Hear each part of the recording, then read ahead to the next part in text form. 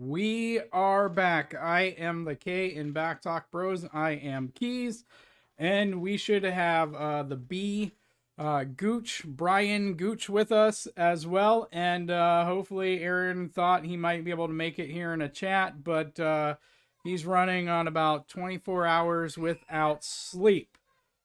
So, welcome to season 2 of BAK Talk with the BAK Talk Bros.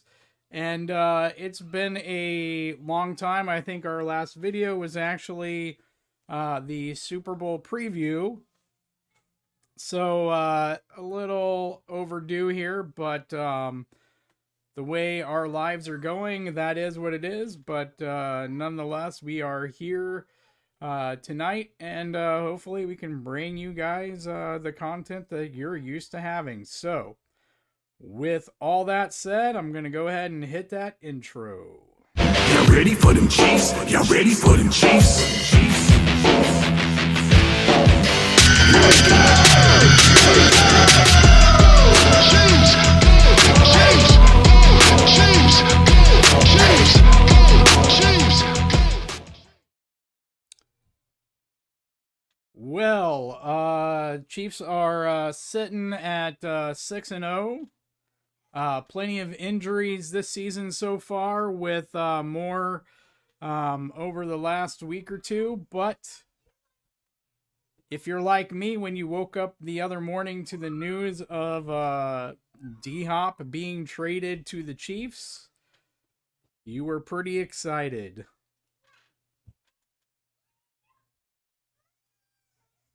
I think that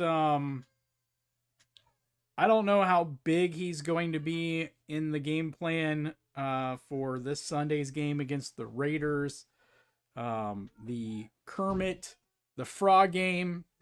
Chiefs fans know what I'm talking about here.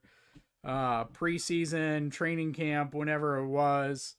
Raiders player made a video with a Kermit and was pretty derogatory to Patrick Lavon Mahomes II, or as Gooch and I like to call him, Petty Mahomes. And so it's possible we see Petty Mahomes on the field Sunday. Petty Mahomes likes to play this Raiders team most of the time, including that 4 touchdowns in the second quarter game back when the Chiefs had Demarcus Robinson, if I recall correctly. But I'm not sure that's the game plan for Sunday. I think that game plan falls into the trap that Antonio Pierce, Max Crosby, Jack Jones, and other Raiders players, especially on defense, would love to see. Even the Raiders offense, I'm going to say, would love to see. But we'll see. We'll see what Andy has up his sleeve. I'm thinking it's a cream hunt game, but, again, we'll see. We'll see what happens. Maybe we'll have a fairly balanced offense in this game. I'm not going to look past the Raiders. I'm not going to look past Antonio Pierce. Because at the end of the day, winning one game against the Chiefs every year might help him keep his job. So, listen, it is what it is. Pierce and the Raiders have 2 Super Bowls this year. It's just the way it goes since they get to play in the division. They're not going to roll over, right? I'm sure that they've been looking at the pictures, the videos of the Chiefs playing the Super Bowl in their locker room, in their stadium, putting up Chiefs logos everywhere. A lot of pride with Antonio Pierce. And the Raiders know they got 2 shots at a Super Bowl each season with the Chiefs on their schedule. So can't take them lightly in this game. all I'm going to say is I would like to see a more balanced, a heavier run attack. Not too much unlike against the 49ers, but I think for Chiefs fans expecting Mahomes and Andy Reid to just come out and throw 40, 50 times, I think that plays into what the Raiders want. You're letting Max Crosby get all those pass rush opportunities. You're hoping for turnovers, and Mahomes hasn't had great luck with the turnovers this season. Right? I think you could genuinely say both interceptions last Sunday were bad luck. You have, well, one of them you might say was ref-aided, but one of them you have a batted pass, good play by the defense, good catch by the defense, bad luck for Mahomes.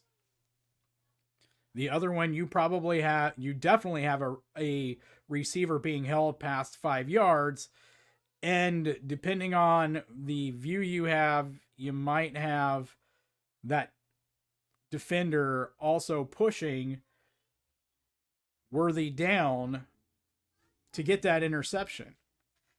But regardless, that's last week. The point being is you don't want to give the Raiders defense more chances for luck. You don't want to give their offense more possessions. They need the possessions. You traded away Devontae Adams. You lost Josh Jacobs coming into this season. Now with the Packers. You want the Chiefs to have limited possessions. But the bad news for the Raiders is the Chiefs have been doing that to the offenses they've faced this season. The defenses they've faced this season. The Chiefs' offense is using the game plan that other teams want to use against them. They are running the ball. They are hogging time of possession. They haven't been hogging the number of possessions because of the turnovers, because of the interceptions, but they've been hogging the time of possession nonetheless.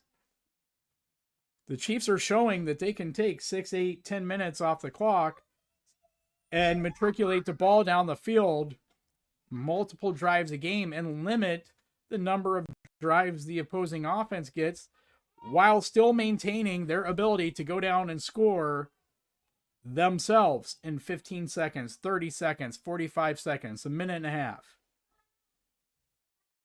And they just added DeAndre Hopkins, a receiver type that we haven't seen in Kansas City for a while.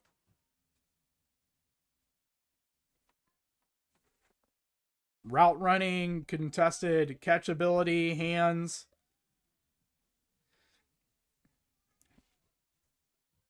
I mean, Travis has his issues with his hands, with concentration drops. He's not exactly someone that Mahomes has thrown the contested catches to. I think this is a fun new flavor to this offense, and I don't think Veach should be done just yet. It's just going to depend what moves are still out there to be made. If the Rams had lost, I was a huge fan of trying to bring Demarcus Robinson back. He knows the offense. He knows the quarterback. You can count on him to line up properly, which you can't say of Sky Moore, the other receivers on the practice squad. The one knock we had against Demarcus Robinson was he would run backwards after the catch. But I always said when he was here, just throw it and make him dive for it or target him in the end zone. Then you don't have to worry about that. Still have questions at left tackle.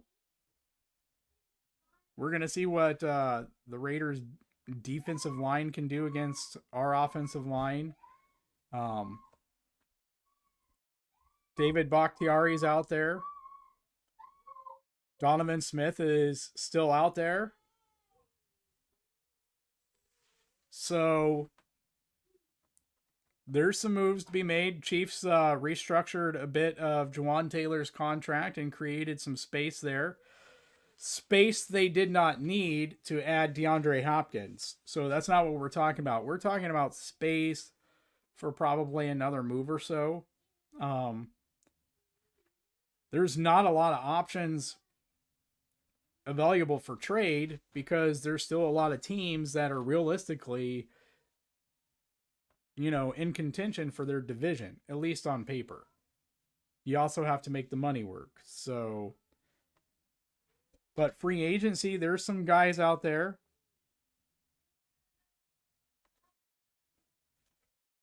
We'll see what happens.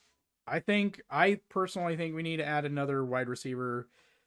You guys, everybody in the chat, you let us know what you think. I still want another one. We've been going through wide receivers like flies. And at the end of the day, anything that pushes Sky Moore off the 53-man roster is not a bad thing. Like, we need that receiver depth.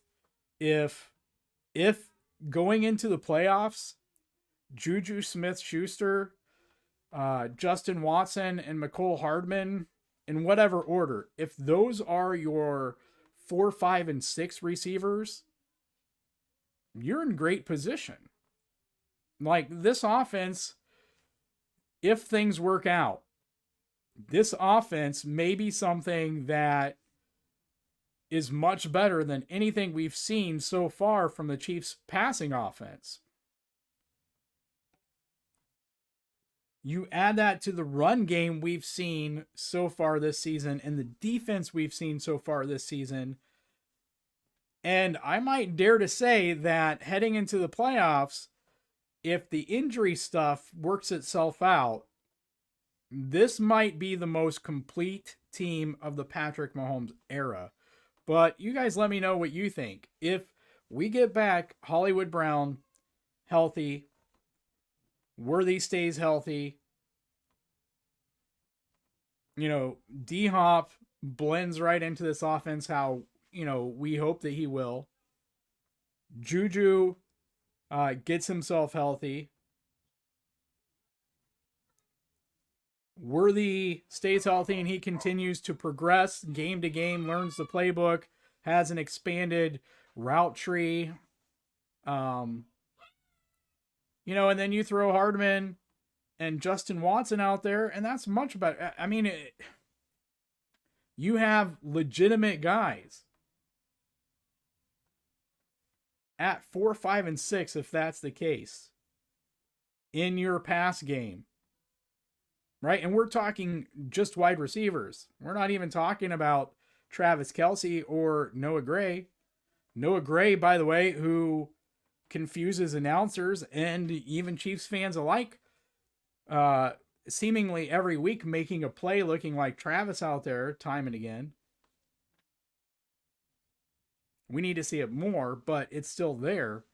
We even saw Jody Fortson get involved.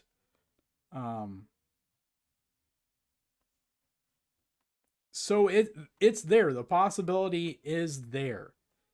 You throw in the defense. You throw in the run game that we have all of a sudden, and you have the makings of a really complete team. Not without holes, left tackle, right tackle a bit. But you have to hope that by the end of the season that Kingsley Suamataia is ready to go, that his technique issues have been fixed. You got to hope so. So DeAndre Hopkins to Kansas City. Is Veach done yet? Should Veach be done yet? What position or positions do you guys want to see Veach address? Whether it's in free agency or the trade deadline. We still have a little bit of time before the trade deadline. Free agency, I wouldn't probably expect a move to be made. Like the trade deadline, gives you kind of, it gives you that hard line. You got to make your moves. Free agency, guys can stay out there and wait.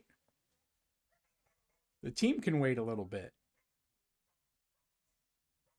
Maybe one of these guys, finally takes less money to come into Kansas City to play an 8 or 10 game season and get himself a ring. Or maybe the guys on the roster, thinking more left tackle here with Wanye Morris and Kingsley Suamataia, improve to the point where it's not a question anymore. But there are guys out there.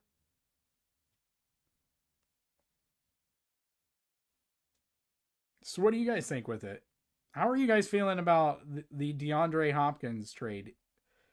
Andy Reid was gushing about, his ability against zone defense. I don't know if you guys saw the clip, but Roddy White was talking about how, people that he had talked to, receivers that he had talked to who played for the Chiefs, played for Andy Reid.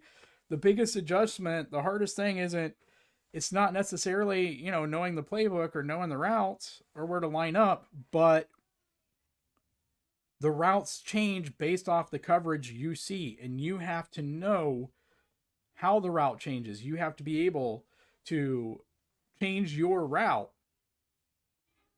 based on the coverage you're getting, and that's the hard part. But I don't think that's going to be really be an issue with DeAndre Hopkins. You're talking about a legit NFL vet. Play breaks down, Pat's going to scramble. You're going to get somebody open, whether that's DHop. I think that takes pressure off of Travis Kelce.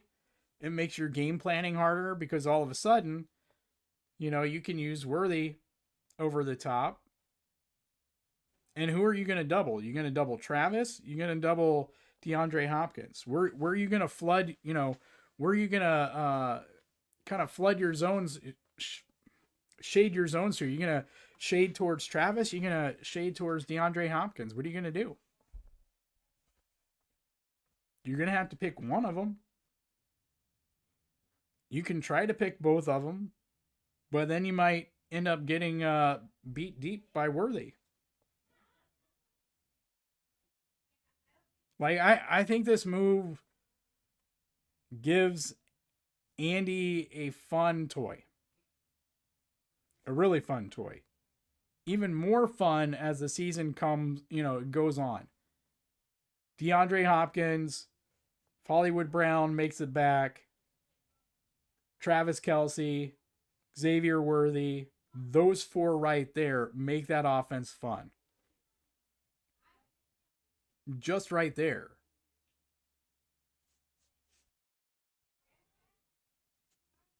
But we're dreaming 6, 8, 10 weeks from now.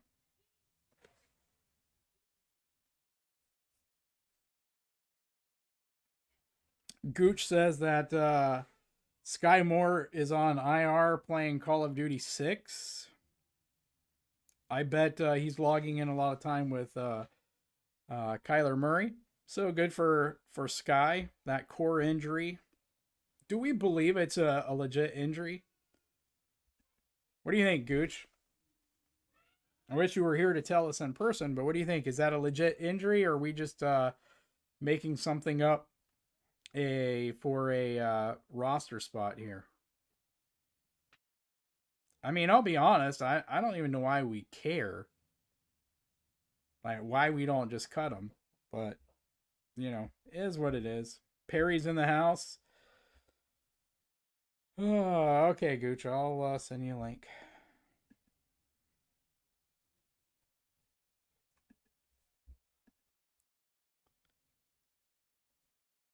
Perry, it's good to see you. I'm doing good.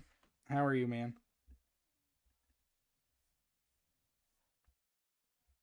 Well, Gooch, I'll send you the link if I can figure it out. Here we go.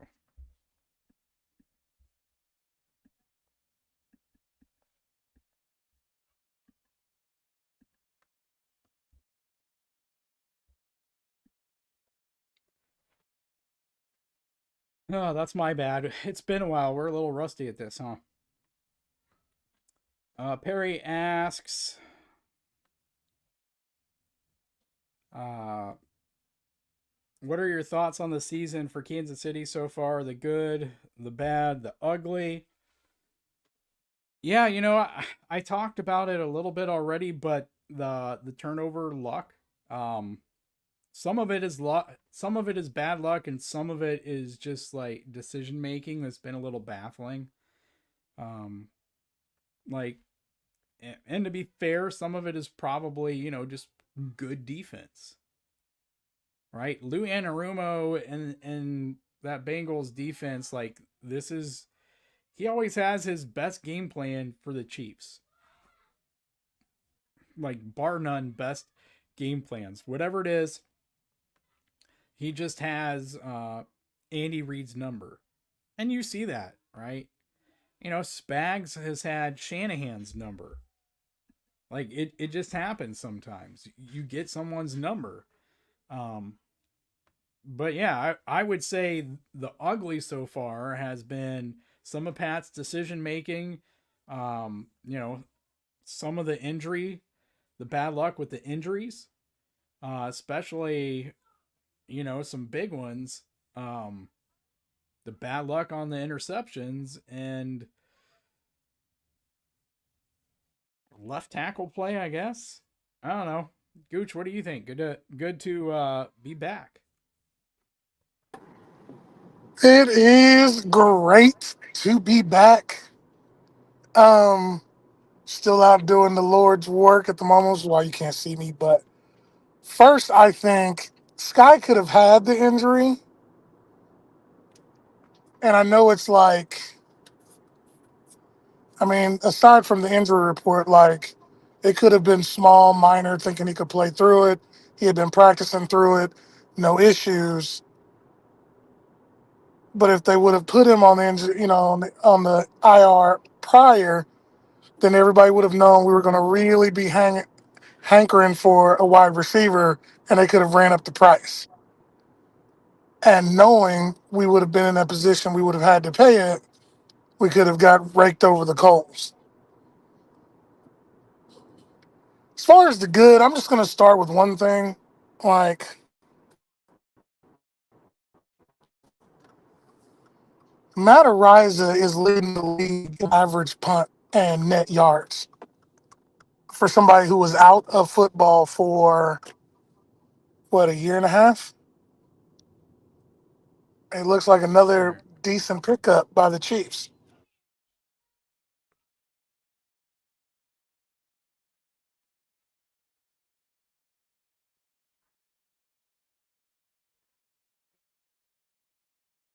Go ahead, big dog. Don't be silent. Oh, I thought you were gonna keep going, but yeah, I'm there with you on that, and you may be onto something there with Sky, and I don't remember the Juju news. Did the Juju news come out before um the DHop trade?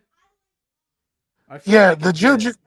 the Juju hamstring thing came out before the D-Hop trade, and they were going with Sky. And I think with the NFL, if he's practicing in full, he doesn't have to be on the injury report. Or if he legit is like, because the players are going to lie that he could have been hurt, but as people go down and he's like, oh, this might be my chance to play.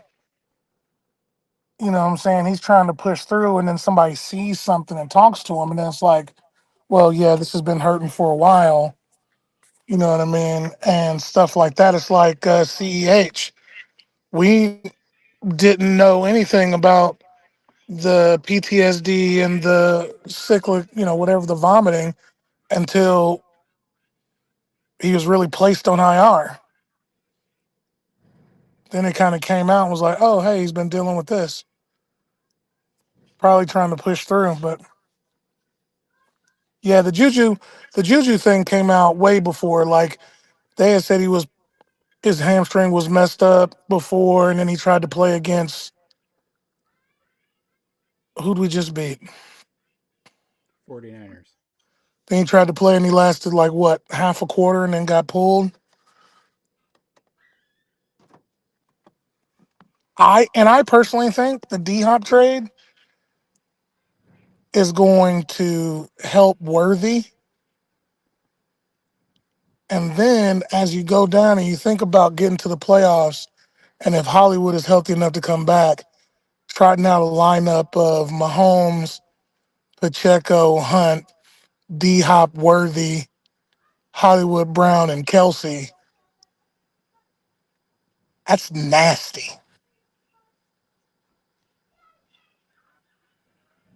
I hear my Yeah. nieces and nephews back there. Yeah, I'm surprised you haven't heard the new dogs yet. So, but that's good because they're kind of noisy. But yeah, uh, I mean, you could be onto something there. You know, I'm surprised that Sky was even still on this roster. Like, I get, you know, cheap cost control, but you know, at the end of the day, like he's not even a receiver that you can target. You know what I'm saying? Like, last time we put him out there, how was he looking? And was that really, you know, because of the injury? Like, we put him on special teams, didn't we? So I don't think you're putting him out there on special teams if he's injured and injured that bad, especially as a returner. And you know, even if let's say he was injured and he was trying to play through it, like at that point, there comes a point, right, where you're being a selfish teammate. And especially when you have Sky Moore's talent. You know what I mean? Like, Sky Moore at 100% has like 3% of Travis Kelce's talent when he's at 30%. You know what I mean? Like, so if you're Sky Moore and we don't know, but if he was injured at all and he's out there doing punt returns or kick returns or whatever, you know, like, you're not being a good teammate at that point. But, you know, I'm being hypercritical here because the reality is Sky Moore does not belong on the Kansas City Chiefs 53-man roster. And I'm not sure how many teams out there would legitimately even put him on their 53-man roster. So, you know, I talked about it at the beginning of the show. Gooch, you brought it up, you know, too. If these guys all come back healthy and you have DHop in the mix and, you know, Worthy's progressing every week, you know, you're going to have a nasty wide receiver room and you're going to have great depth. Because if you go DeAndre Hopkins, Hollywood Brown, Xavier Worthy, you know, and those are your three, you know, from there. And then Juju, Justin Watson, McCole Hardman, or however you want to flip those guys around, because McCole's been making, you know, a few plays here lately. That's 6 or 7 guys there. That's pretty good depth. And that's just wide receivers. You know, as I said, you know, you're adding Travis in there and Noah Gray, who's made plays each week that it kind of, I don't know if you've seen it, Gooch, but it's fooled some of the announcers. They've been announcing, you know, Travis Kelce with the play, blah, blah, blah. And then they have to go back and be, oh, that was Noah Gray there. And he makes some plays like that where you just assume, you know, you see the tight end, you see the white tight end, and you see him making plays that look pretty close to Travis, you know, and you just assume it's Travis.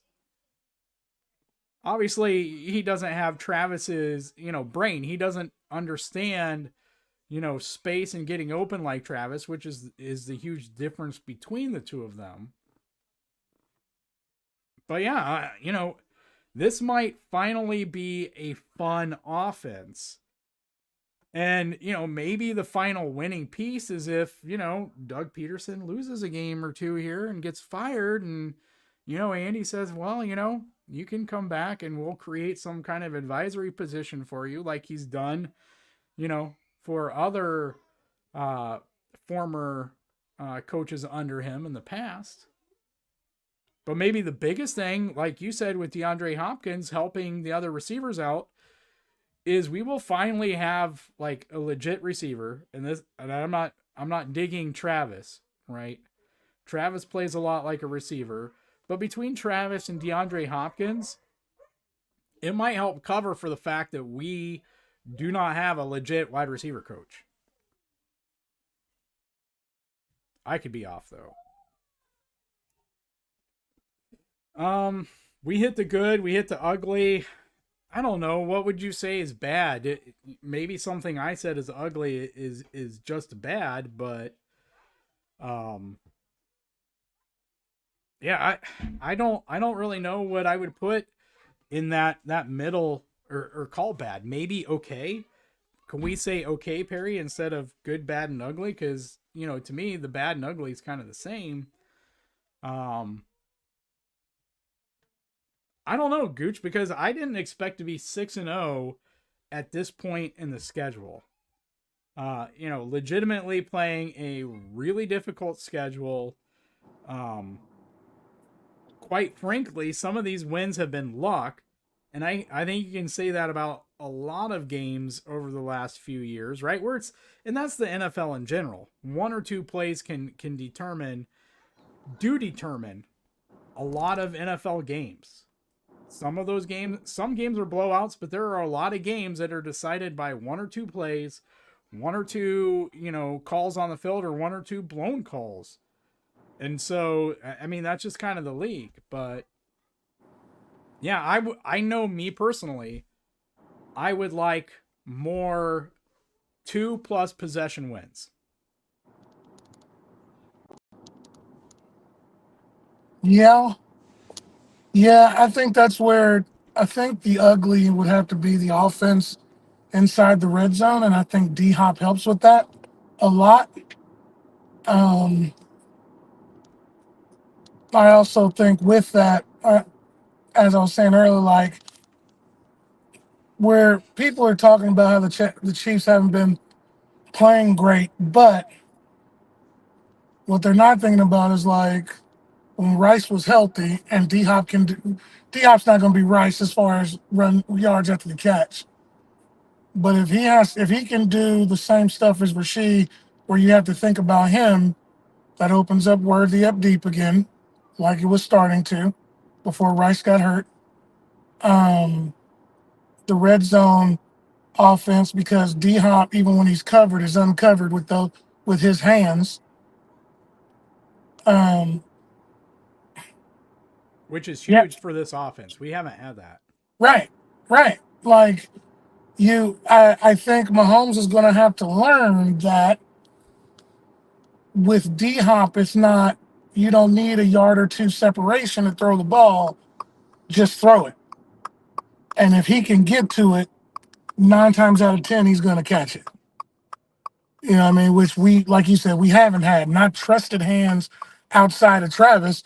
And Travis by no means is D Hop. Travis is great, but he's no D Hop. Right. Um, and I think that's going to be great. And I'm with you. I want to touch back on something you said earlier. I would love another receiver. Like Deontay Johnson didn't really play last week, and I don't think he's playing this week.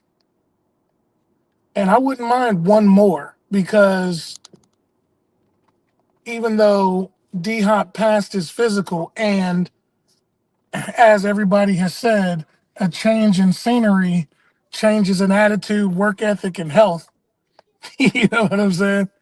Um, I'd still need somebody with the way that we've been snake bitten. I would want one more because it would be just our luck to trade for him, and then 2 games in, he goes down. You know what I mean? Now, I'm not wishing that on him. I don't want any player to get hurt at all. And I'm not trying to use injuries as an excuse. We're 6-0, mostly because the defense and the one thing I thought they couldn't do, which was stop the run, they've been putting the lead running backs. I don't think there's been one that's crossed 50 yards on them this year. Not even your King Henry, who only had 46. Yeah, which is interesting because, in years past, we've been complaining about Spags' run defense until the playoffs, but maybe it's just finally we're getting to a point with Joe Cullen where they are figuring that part of it out. Um, because I think the Chiefs defense defensive coaches have one advantage over most other defensive coaching staffs, Gooch, and I'll give you a second to respond to this here in a second, but it's that they get to see the offensive trends, or excuse me, the defensive and offensive trends before everybody else, because they get to see how defenses are playing the Chiefs offense, and then they get to hear Andy and the offensive room talk about, what do we have to do to counter this, right? You look at the Chiefs and the Bills, and both teams made a very concerted effort to beef up their run game this season, right? Like, my wife took Josh Allen in fantasy football, and as far as passing, he hasn't gotten her a whole lot this season. They've been a bigger running team.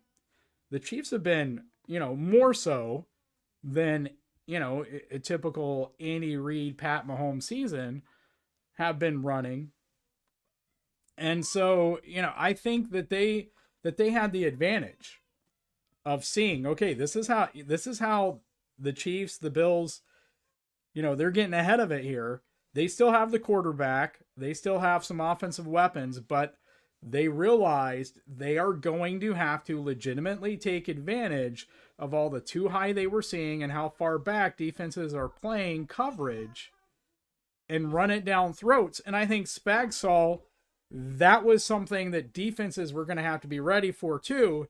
And in the past, I think he was fine with, listen, we're going to be fine. We'll make it, we'll make it work in the playoffs when we have to. I think he saw the adjustment was needed from the beginning, from the offset of the season, to make an emphasis on stopping the run, because he saw it because of our offense.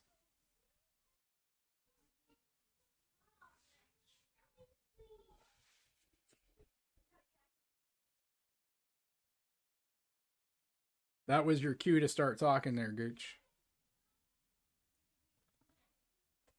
Well, he may not be able to. We'll see. But yeah, Gooch brought up something interesting before I go back to Perry's next question here. But Gooch was talking about DHop helping out in the red zone. And, I think it's going to make a very interesting decision for defenses, right? Because I think we've seen Travis on one side, right, kind of as a decoy, and you'll see 2 or 3 defenders on him, and then everybody else on the other side. So I'm wondering, what are they going to do to tinker around there? Because the biggest difference, as you said, with Travis and DHop is Travis, Pat would kind of throw that kind of backside throw low, right? He tried that in the Super Bowl. Was it Fred Warner? I think broke up the pass. He tried that against Kyle Hamilton. He got a touchdown against the Ravens that way in the playoffs.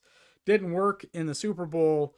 I believe it was Fred Warner was covering Travis in the end zone.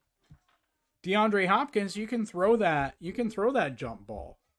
So it'll be interesting to see what they're going to do as far as how they're going to use, since you have limited space, vertical space, horizontal space, how they're going to use those two guys and the positioning of both guys. And then, you still have Worthy and his speed. You have McColl and his speed.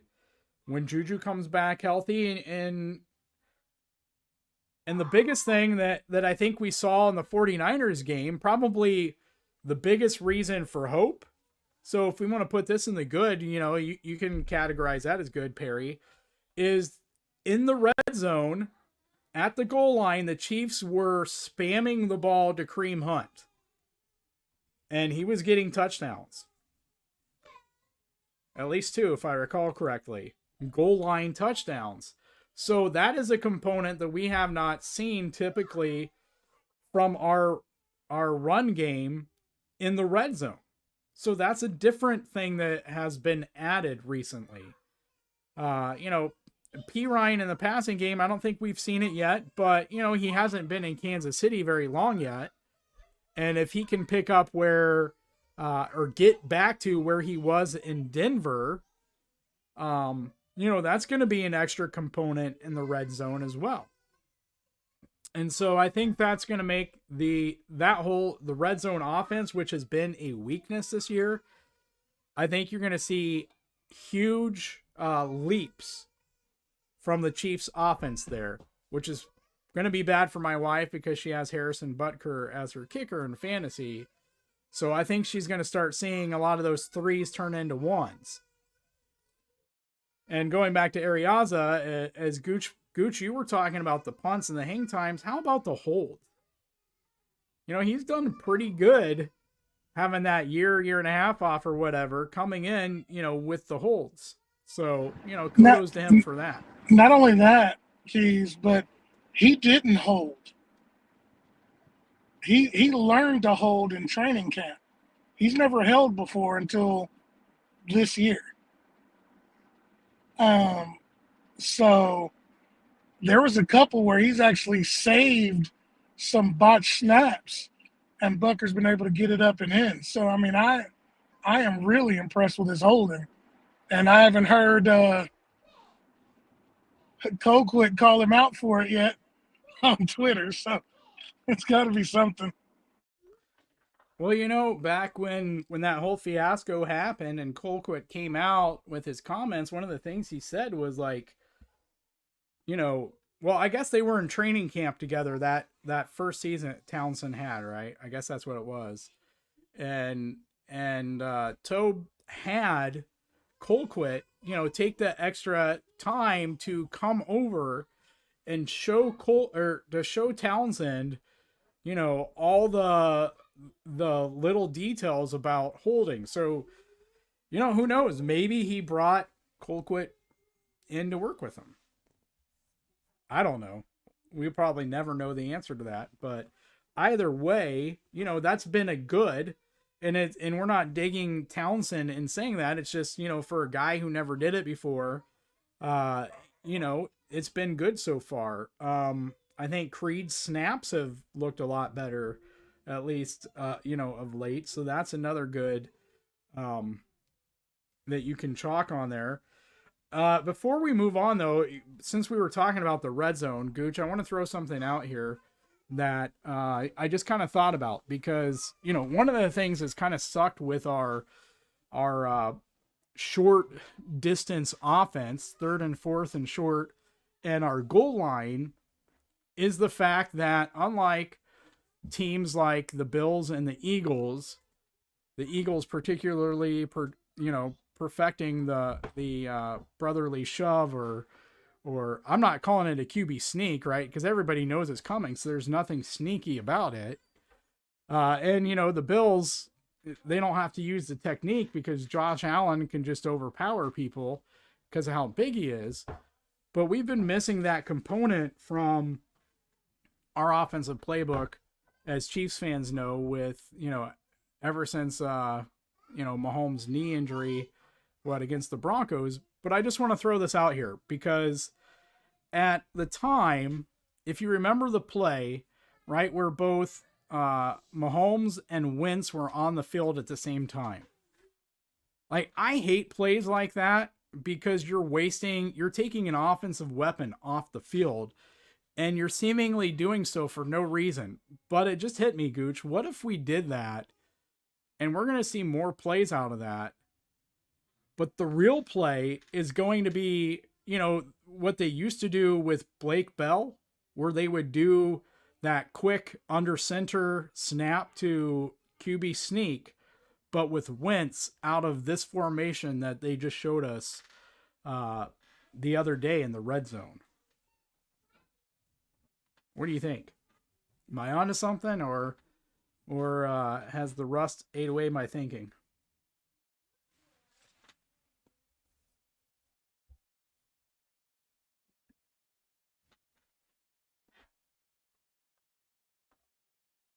So Perry asks, what are your thoughts on the Panthers, Jags, Browns, and Titans having a bad season?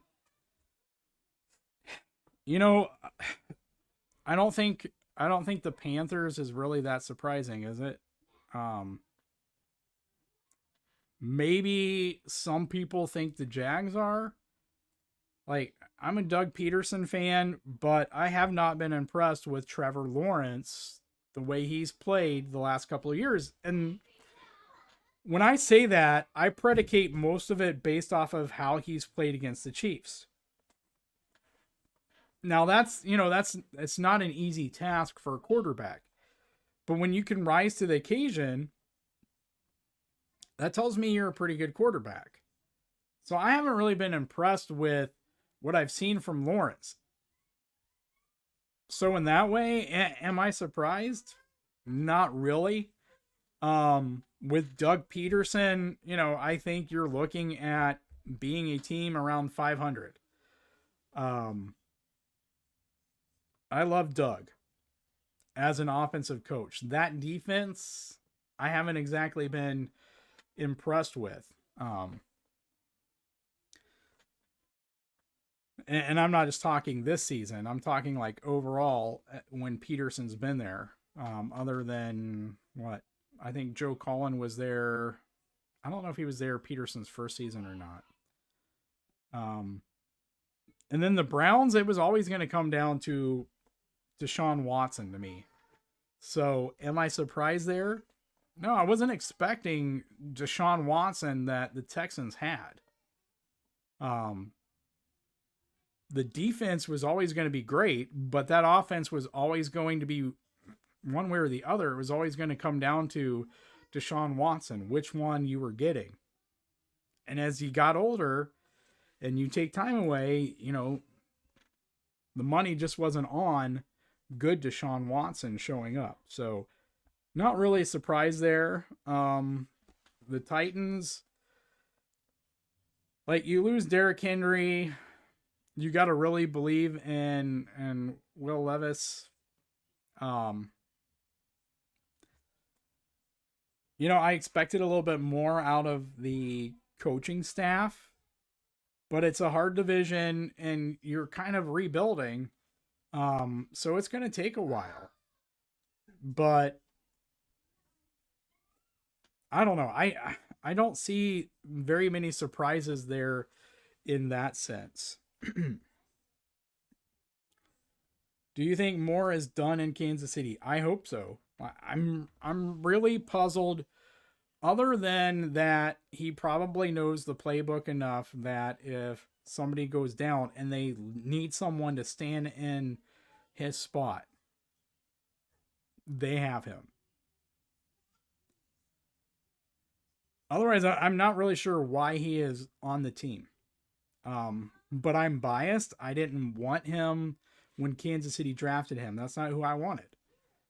I was willing to give him a chance. I've just never seen it. I will be happy for him if he gets healthy and he somehow shows out. Like, I'm not rooting for my team's players to fail. And especially just because I didn't want him drafted. I'm always going to root for these guys to succeed, because if they succeed on my team's going to do better. But from what I've seen from Sky Moore in the time he's had and the opportunity he's had, like, you get to go to work with Patrick Mahomes and Travis Kelce every day. Like, people like Sky Moore, McCole Hardman, they drive me nuts because you get this huge opportunity. You have the opportunity to pick Travis Kelce's brain every day. Like, how the hell do you not make yourself better? some people don't believe, in growth. I 100% believe in growth. I don't. Yeah, you have a ceiling. Sometimes that's mostly limited by athletic ability or intellectual ability, but most of the time it's just your willingness to put in the work and your desire to be better. And I think that's the one thing where maybe the Steelers and Mike Tomlin do better than a lot of other teams, because maybe they're onto something, that you want someone who is a diva, right? You want someone who has that mindset. Antonio Brown, George Pickens, Tyreek Hill, guys that just have that mindset. Sky Moore seems like someone who's at the complete opposite spectrum of that. McCole Hardman, same way. Now, McCole's been way more useful than Sky has, but McCole also had way more athletic talent, and it's just sad to see these guys like not even come close to living up to the talent and produce even half as much as they could if they wanted to be great. So, as far as I'm concerned, like, if Sky Moore cannot put it together, and especially having DeAndre Hopkins there, having Travis Kelce there, if you can't put it together now, you have no business being on an NFL roster after this season. Even then, you got to take advantage of the opportunities that you have and make the most out of them. From what I've seen, he hasn't come close to doing that. Yeah, I mean, obviously we're hoping it does as Chiefs fans. It all remains to be seen, but yeah. PTSD, something that has caused, like, I think vomiting. If Gooch jumps back in here at some point, maybe he can fill us all in on that.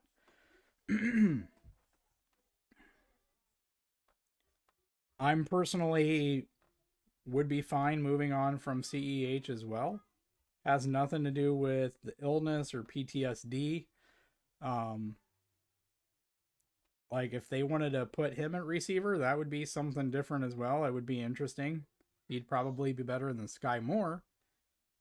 But I'm content with Kareem Hunt, a healthy Isaiah Pacheco when he gets back, P. Ryan, and Carson Steele. Like, I'm fine with those four, and I would rather see them get snaps. This is an interesting one. I don't think the money would work. I also think that there's a reason that Andy Reid and Patrick Mahomes were fine moving on. I think, and this is going to counter what I just said about the diva, but I think that, like, on paper and in Madden, obviously to me this would be a good trade, but I think in reality, like, as far as team chemistry is concerned, I don't think it works. And I don't think it works because, I think one of the reasons that Tyreek really wanted out of Kansas City, no matter how much he said he didn't, was he was the third wheel. And he didn't like to be the third wheel. It was the Pat and Travis show. Right? It is the Pat and Travis show. Every big game is the Pat and Travis show. Every commercial you see now is Pat and Travis. Well, Pat and Travis and Andy, or Pat and Andy. Like, there's no room for Tyreek Hill, the personality. And I think that's the biggest thing for Tyreek. He got his money. He loves where he's living. His family's there. Miami actually has marinas for you to go and beat people up. Kansas City doesn't have that. At the end of the day, though, that's just what To me, that's what it came down to. It was never Pat and Tyreek, right? That was not the duo. Tyreek was always the third wheel, and he didn't like that. So nothing's going to change there. And so, on paper, it would be fun. It would be fun to have him back again.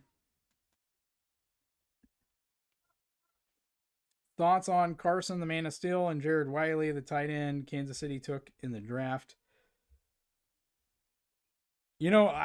I thought we would see a little bit more Wiley. But, with Noah Gray having an increased role, to me, bringing back Jody Fortson might be kind of telling that it's going to be a little bit in Wiley's development. But, that's not necessarily unexpected. Tight end, and I think I talked about this before, maybe on the Dan show. But tight end is like, if you look at tight ends being taken in the first round, even in the first round, Wiley wasn't a first round tight end. You don't get a whole lot of production because it's hard. You are receiving, you are blocking. There's a lot to learn. There's a lot of nuance that you have to learn as a tight end. You have to learn NFL pass blocking. You have to learn NFL run blocking. You have to learn the routes. And on this offense, I think there's way more asked of the tight end. So it's going to take a while. I think next season, maybe he gets, a little NFL experience under his belt. He gets all those, practice snaps, gets the playbook down a little bit. I think it's a different story. So we'll see how he looks in training camp next year, and you can ask that question then. But, I think for now, I don't think Wiley, unless somebody gets hurt, I don't think you're going to see much from him. And I think that's especially evident with the fact that they went out and brought Jody Fortson back. I think that's pretty much telling. And he walked right in and he started playing. So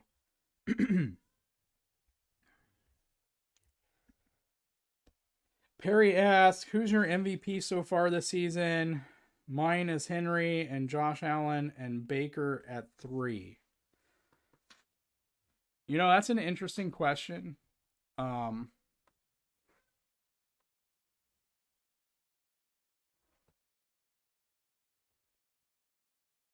Yeah, I mean, this it's hard for me because I'm going to be biased on this because the Derrick Henry I saw against the Chiefs isn't exactly the same Derrick Henry we've seen since then. And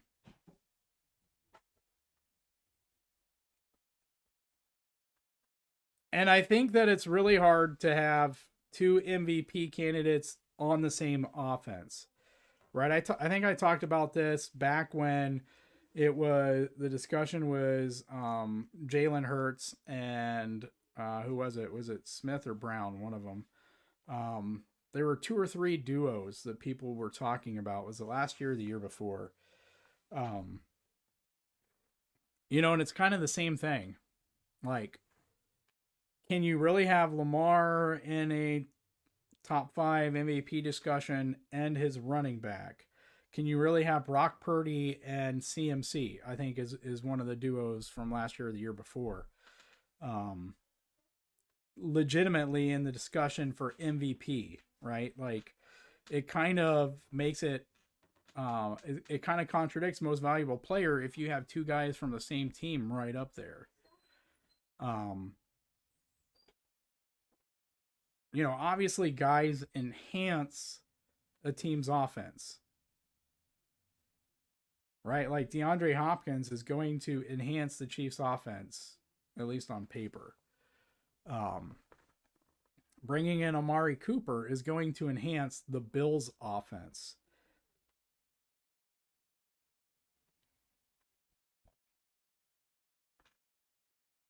I don't know. I don't know if I have an answer for this. At this point, I'm kind of picking apart the guys, right? And I'll be interested to see what Baker can do now. Because with Chris Godwin and Mike Evans, you had two really good wide receivers, right? It's like how I feel about Burrow having Jamar Chase and T. Higgins.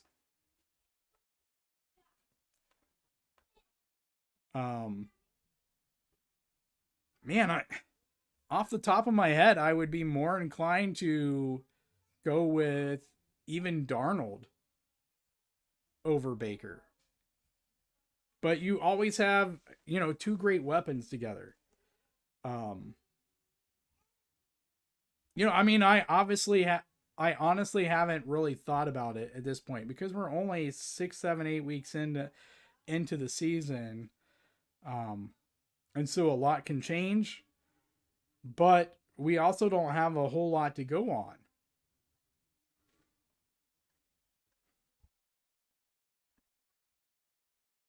I know that was totally a political answer for me, in not answering but not answering.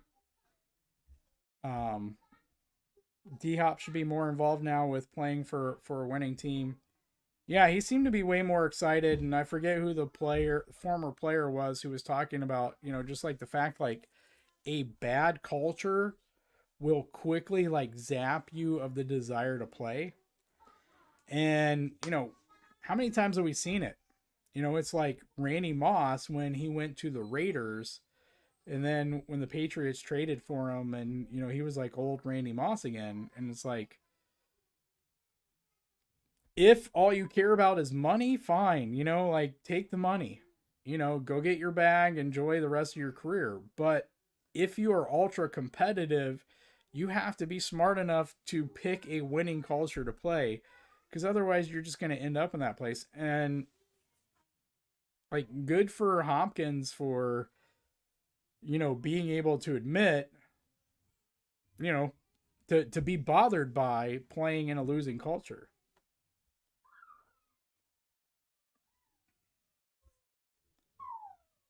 I mean, this one's kind of a crystal ball question, to be honest. Like, who knows, they might hit it off quickly.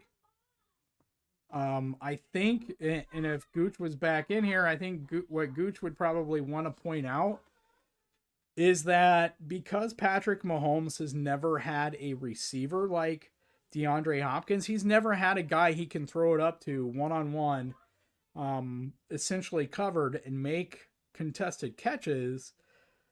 I think it's going to take a while. I think it's going to take a while for him to get that trust, but maybe not. Patrick Mahomes, we've seen the clips, the behind the back passes were, like a staple of every practice, basically. The no look passes are, the different arm angles. Those are all things that he tried in practice time and time again, right? We've seen like his rookie season playing behind Alex Smith, and even his first season as a starter, in the preseason, all we were hearing about was all these interceptions he was throwing because he was trying things. So maybe it doesn't take that long, because maybe he actually is going to try these things in practice. And maybe he's going to get that confidence build up in what he's seen in practice. To where he doesn't even think, right? Like the behind the back pass that he actually threw to Travis. Like, if you hear him talk about it, like, he wasn't even thinking about it. Like, it wasn't like he had never planned on actually throwing one in a game. Because if you think about it, then you screw it up. But he practiced it so much in practice that, like his brain just knew. And I think that's where he has to get with DeAndre Hopkins, because he's not used to being able to throw it up to a receiver who's going to be able to go up and get it most of the time or at all. He just hasn't had that receiver. And so if he's practicing it a lot in practice and he gets to a place where he's comfortable, then, I don't think it's going to take long. But to go back to his offensive line play, like, it's not hard for Chiefs fans to see when the offensive tackles have sucked that Mahomes loses confidence in the ability to hold on to the ball. And he gets happy feet, and that's sometimes how he makes, some of those boneheaded interceptions. So in that way, it's kind of a negative for Mahomes, but I don't think he'll be willing to take the chances if he hasn't established a level of comfort in practices. And then probably he'll just default back to, Travis. But, I'm not going to say that's the case because, we all grow. And I think he's really intentional about trying to grow from his weaknesses. So that's a long answer to say I really don't know. But I can see a path for either case. Either really quick if he got in here and practice and, was practicing throwing it up to him to maybe see what he could do, right? And maybe it's not that Mahomes hasn't been willing. Maybe it's that Mahomes has done it in practice and he doesn't have the guys.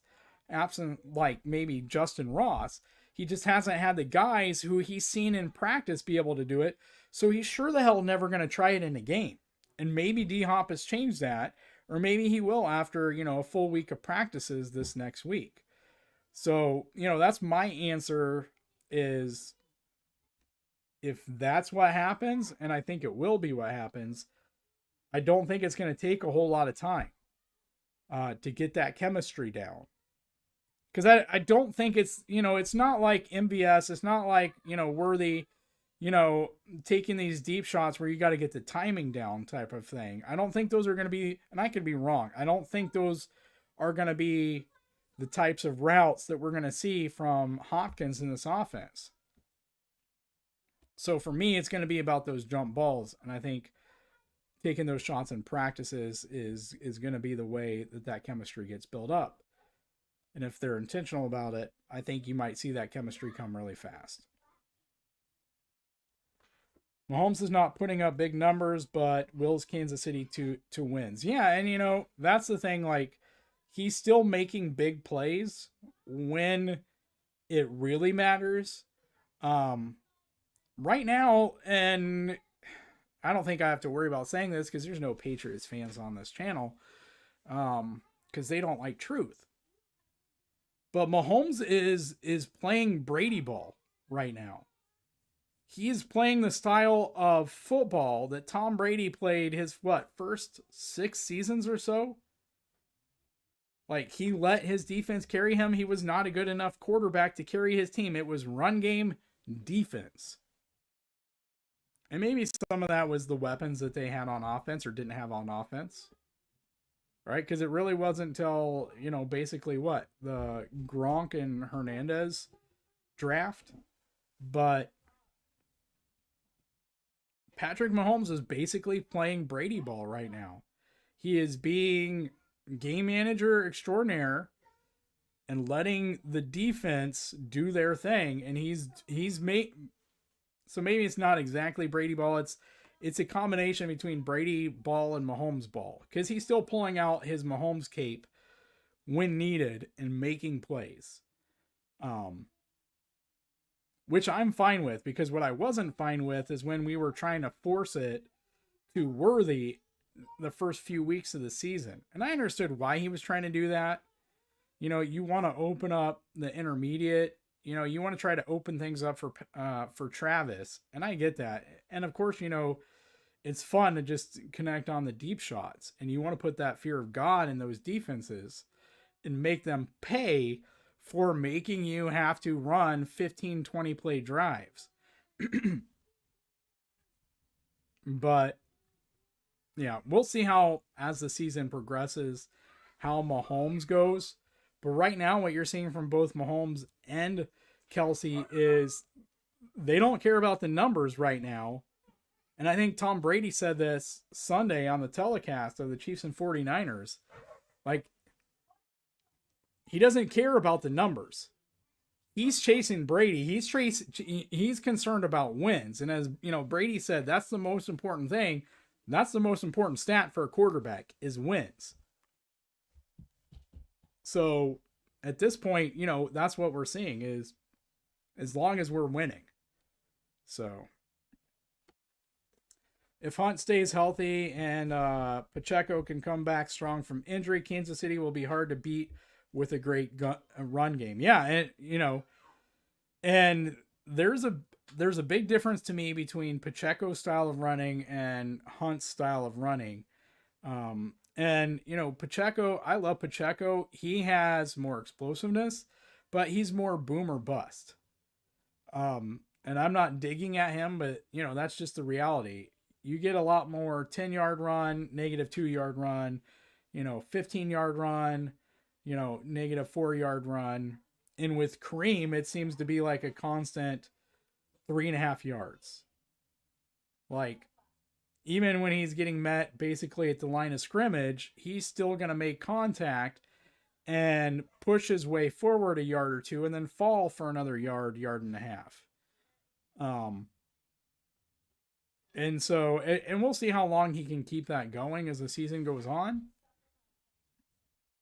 But, yeah, I mean, you take this running game, if it gets better, they get the offensive tackle stuff fixed up, and the receivers can get healthy, you have a pretty complete offense with what looks like a pretty good defense. Yeah, just need to weather the injuries, and that seems to be the hard thing so far. But, perseverance makes you better, it makes you stronger. And makes other guys have to step up. Then those guys get experience, and then they're more confident when they're needed again.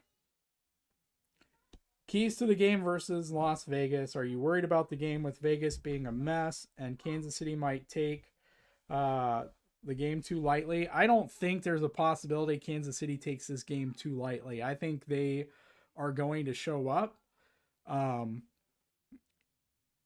And, I'll be surprised if they don't. And I think last year's Christmas game kind of hurt the Raiders in that I don't think you will see Patrick Mahomes-led teams not come out full of energy from the beginning now against this team, against the Raiders. Yeah.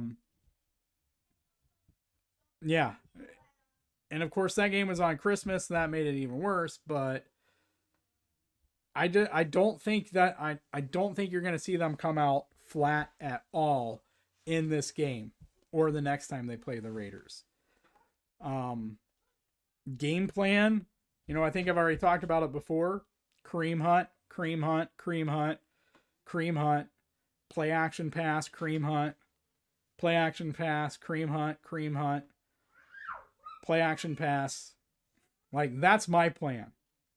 I think Max Crosby, he likes to hit the quarterback. We talked about this last year. You can go back and watch the Dolphins Hard Knocks clips when the Dolphins were preparing to play the Raiders, and Mike McDaniels had Tua had someone harassing Tua every single rep to prepare him for playing against Max Crosby, because he likes to hit you. Even after the play's over, he will make some kind of contact with you because he wants to get in your head and make you feel like he is always there. So, to me, don't let him do that. Don't let him get started. Use his aggressiveness against him. Run game. Wear him out. And don't let him get close to the quarterback, have an opportunity to even chase the quarterback. That's my game plan. On defense, you have to have a way to cover the tight ends. Our defense has given up yards to tight ends, and we have to figure out a way to stop that on a team with 2 tight ends, and not much as far as receivers are concerned. So we just have to. It's not going to be Trent McDuffie. He's too small. So our linebackers and our safeties have to be ready for the Raiders tight ends. Those are my main keys. I think we have special teams advantage big time. I think we have offensive coaching advantage big time, quarterback advantage big time, offensive line advantage. Um, yeah, Raiders have a good defense though. That's why I'd rather us just kind of come out like how we did against the 49ers. Kareem Hunt had 20 some carries. Just keep going.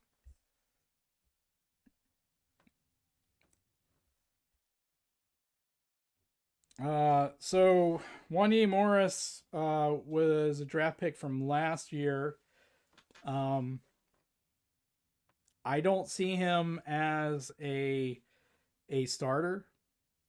I'm not sure he'll even be a tackle on this team in a year or two. I kind of look at him more like Andrew Wiley.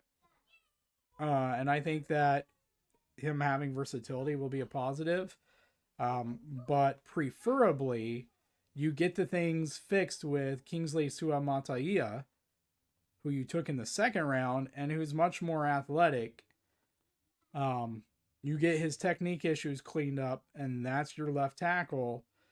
And then if you want Wanye Morris to be your backup left tackle or your swing tackle, fine. But outside of that, I don't have much thoughts. He came into a hard position. His technique, is better. Athletically, he's not. I don't think he's half as gifted as Kingsley is. So, why do you think he failed in Casey's? All right, so maybe you're talking about Kingsley Suamataia. He was the second round pick for the Chiefs this year. It has been mainly a technique issue, and I'm not going to pretend to know everything offensive line.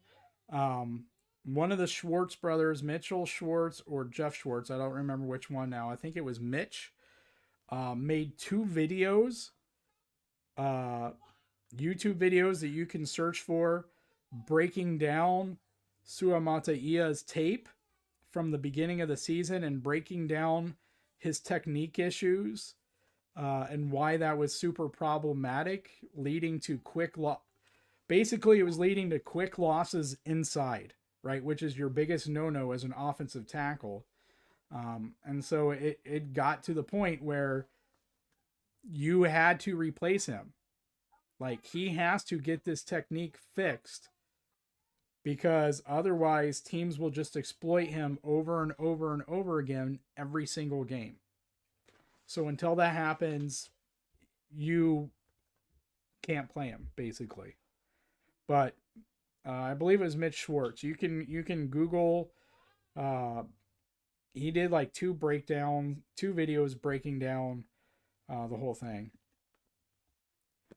I don't know if Tyreek is a cancer in the locker room, but I think with Andy Reid and Travis Kelce and Patrick Mahomes and Chris Jones, I think those 3 players, Mahomes, Kelce, and Jones, are such strong presence in the locker room that they can tolerate guys who might be. Because we've clearly had them on the team.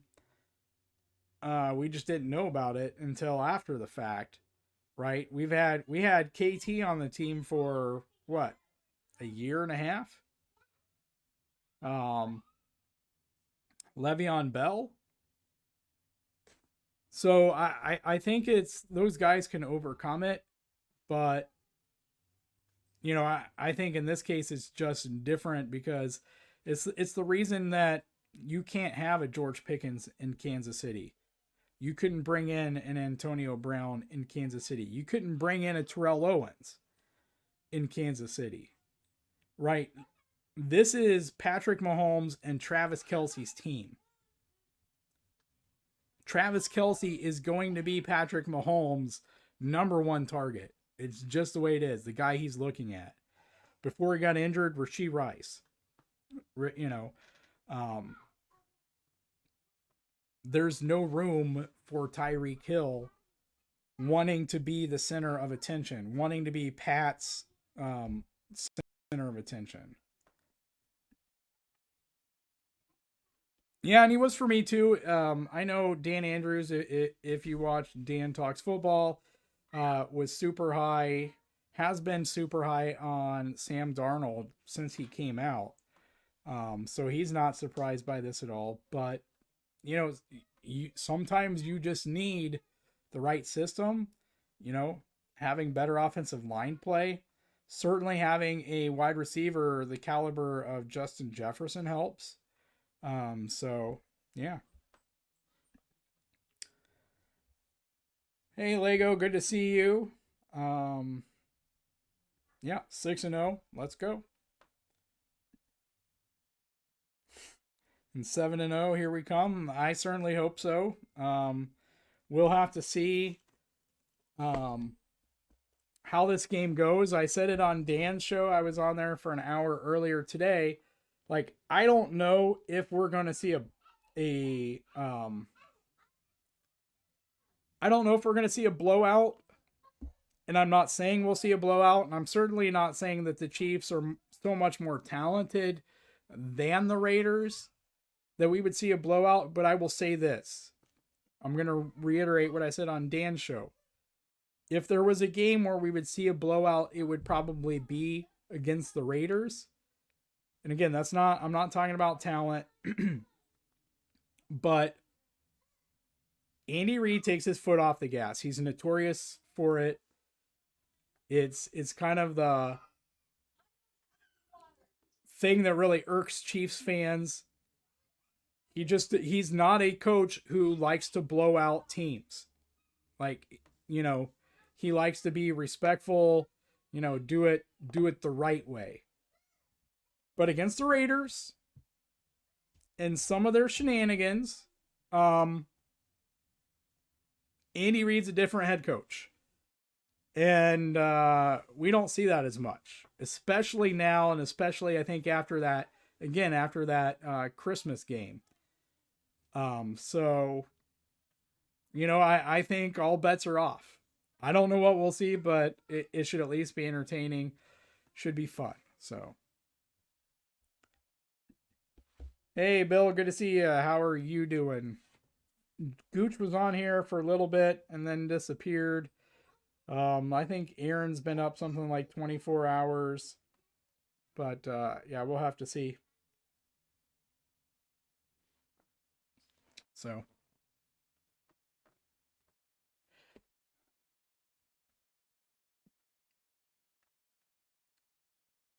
Well, guys, I'm not going to stay much longer. We've hit basically everything in here. I think Gooch is probably got called away to work. Like I said, I was on the Dan show for about an hour today. The only reason I have the energy to even do any of this on a Friday is because I got today off from work. But yeah, we'll have to see in regards to day and time. It's just really been really hard with Aaron working nights. I'm working 2 jobs, so I have to be to sleep, way earlier than I would like, and barely have any energy at all when I'm home. And then Gooch is working, saving restaurants and jobs day after day after day, traveling around states. So, but we wanted to try to get something together. Gooch was able to make it here for a little bit. And so, yeah, we appreciate you guys. It's good to see you guys too. It's good for BAK to be back. And hopefully, hey, Daryl, missed all you guys. I think it was Super Bowl preview, I think was our last show. And that wasn't intentional on our parts. It just became, a lot going on for all 3 of us. But we'll see what the future holds. Looking forward to hopefully 7-0 and maybe we can talk some Chiefs beating Raiders. Maybe we'll be able to have a show and talk about all the great things that we saw from DeAndre Hopkins. If not this weekend, next weekend. Certainly looking forward to doing another Chiefs Super Bowl preview show. 100% though. So who knows what'll happen, but stick here because we will be back. You got your team, and we got a kingdom. Ready for war, we score and win. We're the Super Bowl champs, the king of the hill.